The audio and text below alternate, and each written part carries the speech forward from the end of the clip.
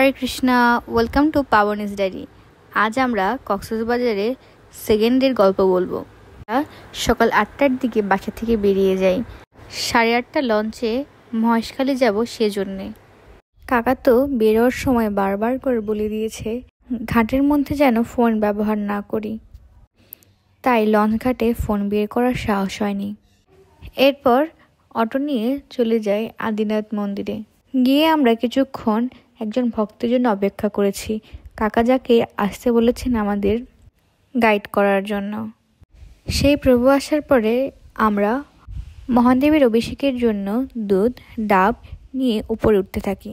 সেখানকার লোকাল ভক্তের কাছ থেকে এই ধামের মাহাত্ম্য সম্পর্কে আরও বিশদভাবে জানতে পেরেছি।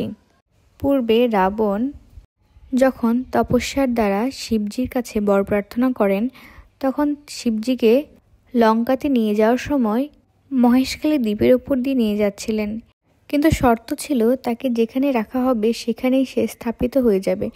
যখন এই দ্বীপের ওপর দিয়ে যাচ্ছিল তখন তার প্রাকৃতিক চাপের কারণে শিবজিকে এখানে বসিয়ে চলে যান। পরবর্তীতে যখন তিনি এখানে ফেরত আসেন তখন শিবজিকে আর সেখান থেকে তুলতে পারে না, এবং তারপর থেকে সেখানেই শিবজির পূজা করা হচ্ছে। আর ইনি হচ্ছেন অষ্টভুজা দেবী, যিনি নেপালে ছিলেন। পরবর্তীতে ভারত থেকে এক ঋষি যখন এখানে আসেন তখন তিনি স্বপ্নাদেশ পান নেপাল থেকে এই দেবী নিয়ে আসার জন্য। তখন তিনি নেপালে গিয়ে এই লীলা অনেক বড়। এই দেবী আগে পূর্বে লীলাবর্ণ ছিলেন, পরবর্তীতে শ্বেতবর্ণ ধারণ করেন। আমরা মহাদেবের অভিষেক শেষ করে চারিদিকে পরিক্রমা কমপ্লিট করি।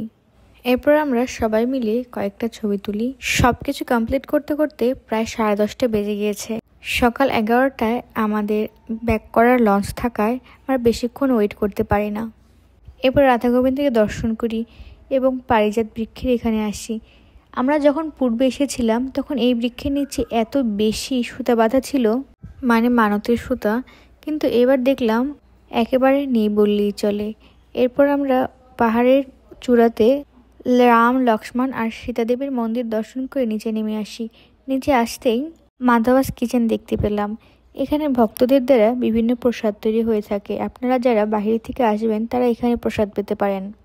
আর এছাড়া পাহাড় থেকে নামার 5 মিনিট পরে তো মন্দির আছেই। আমরা বাসা থেকে রুটি সবজি নিয়ে গিয়েছিলাম।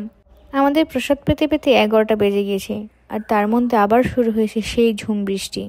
তাই আমাদের লঞ্চটাও মিস হয়ে গেল। কিন্তু তাহলে কি এতক্ষণ বসে থাকা যাবে? আবার নেক্সট লঞ্চ 2টার সময়।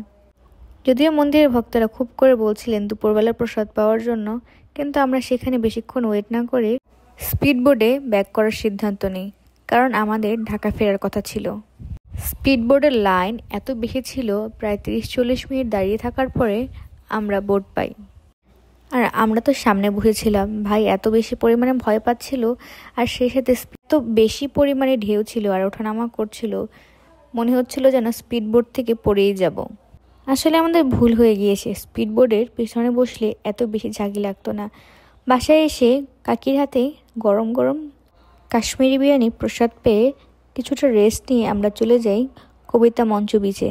বাসায় আসার পর প্ল্যান কিছুটা চেঞ্জ হয়। আমাদের রাতে ঢাকা ফেরার কথা থাকলেও কাকু কাকিমা এমনভাবে করে ব্যাক করতে না করছিলেন, ওনাদের কথা ফেলা যাচ্ছিল না। আমরা যখন বিচে আসি তখন অনেকটাই রোদ ছিল, গা পুরো পুড়ে যাচ্ছিল। তাই আমরা সিদ্ধান্ত নিতে পারছিলাম না এতক্ষণ বিচে কি করব। তাই আমরা চলে যাই সালসা বিচে। আমরা সবাই মিলে একসাথে খুব সুন্দর একটা সময় কাটাই। সুগন্ধা, লাবণী, ইনানি বিচে এত বেশি মানুষ থাকলেও এখানে মানুষ খুব কম থাকায় আমরা খুব সুন্দর করে অনেকটা সময় কাটিয়েছি। এরপর সন্ধ্যে নামতেই আমরা বাসায় ব্যাক করি। ও আচ্ছা, রাতে ছোট কাকাদের বাসায় আমাদের প্রসাদের ব্যবস্থা ছিল। কাকাদের বাসায় আসতেই একটা চেন্নাইয়ের ভাইব পাই। চেন্নাইতেও প্রতিটি ঘরের সামনে এভাবে আলপনা করে দেওয়া হয়। আর সত্যি বাসায় ঢুকে দেখি ভগবান বালাজির ভিডিও চলছে। কাকু কাকিমা আমাদের এত আইটেম দিয়ে প্রসাদ পাইয়েছে। প্রসাদ পাওয়া শেষ করেও আমরা 30 মিনিটের মতো তাদের বাসায় বসে থেকে গল্প করে তারপর বাসায় এসেছি। আর একসাথে বসে গল্প করতে করতে কখন যে সময় চলে গেল বুঝতেই পারিনি। এরপর সবাই মিলে একটা ছবি তুলে রুমে চলে আসি। এই তো ছিল আমাদের দ্বিতীয় দিনের ব্লগ। ভালো লাগলে লাইক আর কমেন্ট করতে ভুলবেন না।